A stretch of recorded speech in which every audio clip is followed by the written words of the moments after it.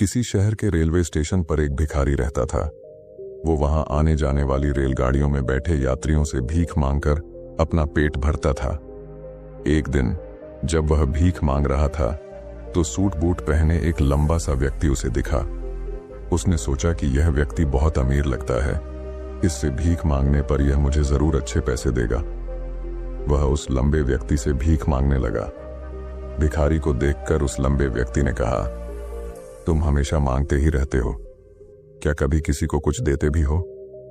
भिखारी बोला, साहब मैं तो भिखारी हूं, हमेशा लोगों से मांगता ही रहता हूं, मेरी इतनी औकात कहां कि किसी को कुछ दे सकूं। लंबा व्यक्ति बोला, जब किसी को कुछ दे नहीं सकते तो तुम्हें मांगने का भी कोई हक नहीं है। मैं एक व्यापारी हूं और लेन देन में ही विश्वास करता हूं। अगर तुम्हारे पास मुझे कुछ देने को हो तभी मैं तुम्हें बदले में कुछ दे सकता हूं। इतना कहने के बाद वह लंबा आदमी ट्रेन में बैठकर चला गया। इधर भिखारी उसकी कही गई बात के बारे में सोचने लगा। उस लंबे व्यक्ति के द्वारा कही गई बात उस भिखारी के दिल में उतर गई। वह सोचने लगा कि शायद मुझे भीख में अधिक पैसा इसीलिए नहीं मिलता क्योंकि मैं उसके बदले में किसी को कुछ दे नहीं पाता हूं। लेकिन मैं तो भिखारी हूं, किसी को कुछ देने लायक भी नहीं हूं। लेकिन कब तक मैं लोगों को बिना कुछ दिए केवल मांगता ही रहूंगा? बहुत सोचने के बाद उस भिखारी ने निर्णय किया कि जो भी व्यक्ति उसे भीख देगा उसके बदले में वह भी उस व्यक्ति को कुछ जरूर देगा। लेकिन अब उसके दिमाग में यह प्रश्न चल रहा था कि वह खुद भिखारी है तो भीख के बदले में वह दूसरों को क्या दे सकता है। इस बात को सोचते हुए 2 दिन हो गए, लेकिन उसे अपने प्रश्न का कोई उत्तर नहीं मिला था। तीसरे दिन जब वह स्टेशन के पास बैठा हुआ था तभी उसकी नजर कुछ फूलों पर पड़ी जो स्टेशन के आसपास के पौधों पर खिल रहे थे। उसने सोचा, क्यों ना मैं लोगों को भीख के बदले कुछ फूल दे दिया करूं। उसको अपना यह विचार अच्छा लगा और उसने वहां से कुछ फूल तोड़ लिए। अब वह ट्रेन में भीख मांगने पहुंचा। अब जब भी कोई उसे भीख देता तो उसके बदले में वह भीख देने वाले को कुछ फूल दे देता। उन फूलों को लोग खुश होकर अपने पास रख लेते थे। अब भिखारी रोज फूल तोड़ता और भीख के बदले में उन फूलों को लोगों में बांट देता था। कुछ ही दिनों में उसने महसूस किया कि अब उसे बहुत अधिक लोग भीख देने लगे हैं। वह स्टेशन के पास के सभी फूलों को तोड़ लाता था।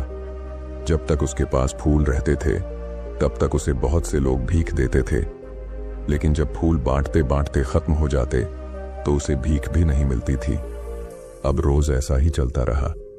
एक दिन जब वह भीख मांग रहा था तो उसने देखा कि वही लंबा व्यक्ति ट्रेन में बैठा है जिसकी वजह से उसे भीख के बदले फूल देने की प्रेरणा मिली थी। वह तुरंत उस व्यक्ति के पास पहुंच गया और भीख मांगते हुए बोला, आज मेरे पास आपको देने के लिए कुछ फूल हैं, आप मुझे भीख दीजिए तो बदले में मैं आपको कुछ फूल दूंगा। उस लंबे व्यक्ति ने उसे भीख के रूप में कुछ पैसे दे दिए और भिखारी ने कुछ फूल उसे दे दिए। उस लंबे व्यक्ति को यह बात बहुत पसंद आई। वह बोला, वाह क्या बात है, आज तुम भी मेरी तरह एक व्यापारी बन गए हो।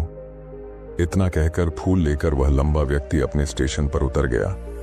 लेकिन उस लंबे व्यक्ति द्वारा कही गई बात एक बार फिर से उस भिखारी के दिल में उतर गई। वह बार बार उस लंबे व्यक्ति के द्वारा कही गई बात के बारे में सोचने लगा और बहुत खुश होने लगा। उसकी आंखें अब चमकने लगीं। उसे लगने लगा कि अब उसके हाथ सफलता की वह चाबी लग गई है जिसके द्वारा वह अपने जीवन को बदल सकता है। वह तुरंत ट्रेन से नीचे उतरा और उत्साहित होकर बहुत तेज आवाज में ऊपर आसमान की तरफ देखकर बोला, मैं भिखारी नहीं हूं, मैं तो एक व्यापारी हूं, मैं भी अमीर बन सकता हूं। लोगों ने उसे देखा तो सोचा कि शायद यह भिखारी पागल हो गया है और अगले दिन से वह भिखारी उस स्टेशन पर फिर कभी नहीं दिखा। लेकिन 6 महीने बाद इसी स्टेशन पर 2 व्यक्ति सूट बूट पहने हुए यात्रा कर रहे थे। दोनों ने एक दूसरे को देखा तो उनमें से एक ने दूसरे से हाथ मिलाया और कहा, क्या आपने मुझे पहचाना? दूसरा व्यक्ति बोला, नहीं, क्योंकि मेरे हिसाब से हम लोग पहली बार मिल रहे हैं।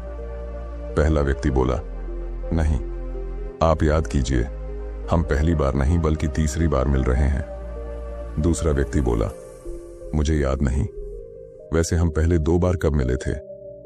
अब पहला व्यक्ति मुस्कुराया और बोला, हम पहले भी 2 बार इसी ट्रेन में मिले थे। मैं वही भिखारी हूं जिसको आपने पहली मुलाकात में बताया कि मुझे जीवन में क्या करना चाहिए, और दूसरी मुलाकात में बताया कि मैं वास्तव में कौन हूं। दूसरा व्यक्ति मुस्कुराया और अचंभित होते हुए बोला, ओ, याद आया, तुम वही भिखारी हो जिसे मैंने एक बार भीख देने से मना कर दिया था और दूसरी बार मैंने तुमसे कुछ फूल खरीदे थे। लेकिन आज तुम ये सूट बूट में कहां जा रहे हो और आजकल क्या कर रहे हो? तब पहला व्यक्ति बोला, हाँ, मैं वही भिखारी हूं, लेकिन आज मैं फूलों का एक बहुत बड़ा व्यापारी हूं और इसी व्यापार के काम से ही दूसरे शहर जा रहा हूं। कुछ देर रुकने के बाद वह फिर बोला, आपने मुझे पहली मुलाकात में प्रकृति का वह नियम बताया था जिसके अनुसार हमें तभी कुछ मिलता है जब हम कुछ देते हैं। लेन देन का यह नियम वास्तव में काम करता है। मैंने यह बहुत अच्छी तरह महसूस किया है, लेकिन मैं खुद को हमेशा भिखारी ही समझता रहा। इससे ऊपर उठकर मैंने कभी सोचा ही नहीं। और जब आपसे मेरी दूसरी मुलाकात हुई तब आपने मुझे बताया कि मैं एक व्यापारी बन चुका हूं। अब मैं समझ चुका था कि मैं वास्तव में एक भिखारी नहीं बल्कि व्यापारी बन चुका हूं। मैंने समझ लिया था कि लोग मुझे इतनी भीख क्यों दे रहे हैं, क्योंकि वह मुझे भीख नहीं दे रहे थे बल्कि उन फूलों का मूल्य चुका रहे थे। सभी लोग मेरे फूल खरीद रहे थे क्योंकि इससे सस्ते फूल उन्हें कहां मिलते। मैं लोगों की नजरों में एक छोटा व्यापारी था, लेकिन मैं अपनी नजरों में एक भिखारी ही था। आपके बताने पर मुझे समझ आ गया कि मैं एक छोटा व्यापारी हूं। मैंने ट्रेन में फूल बांटने से जो पैसे इकट्ठे किए थे उनसे बहुत से फूल खरीदे और फूलों का व्यापारी बन गया। यहाँ के लोगों को फूल बहुत पसंद है और उनकी इसी पसंद ने मुझे आज फूलों का एक बहुत बड़ा व्यापारी बना दिया। दोनों व्यापारी अब खुश थे और स्टेशन आने पर साथ उतरे और अपने अपने व्यापार की बात करते हुए आगे बढ़ गए। दोस्तों, इस कहानी से हमें बहुत कुछ सीखने को मिलता है। कहानी में लंबा व्यापारी गिव एंड टेक के नियम को बहुत अच्छी तरह जानता था। दुनिया के सभी बड़े व्यापारी इसी जीवन के नियम का उपयोग करके सफल हुए हैं। इस फॉर्मूले को उसने भिखारी को भी बताया। भिखारी ने इस प्राकृतिक नियम को अपना लिया और इसका असर उसके जीवन में साफ दिखाई देने लगा। उसने अपनी सोच बदली और उसकी जिंदगी बदल गई। यह कहानी हमें बताती है कि हम यदि अपनी सोच बदल लें तो कुछ भी हासिल किया जा सकता है। यदि हम खुद को छोटा समझते रहेंगे तो हम हमेशा छोटे ही बने रहेंगे। बड़ा बनने के लिए हमें अपनी सोच को बदलना होगा और खुद के बारे में बड़ा सोचना होगा। कहानी का सार यह है कि सफलता आपकी सोच में छुपी होती है। खुद का आत्मसम्मान जगाइए, अपनी सोच को बड़ा बनाइए और देखिए कैसे आप सफलता के शिखर पर पहुंच जाते हैं।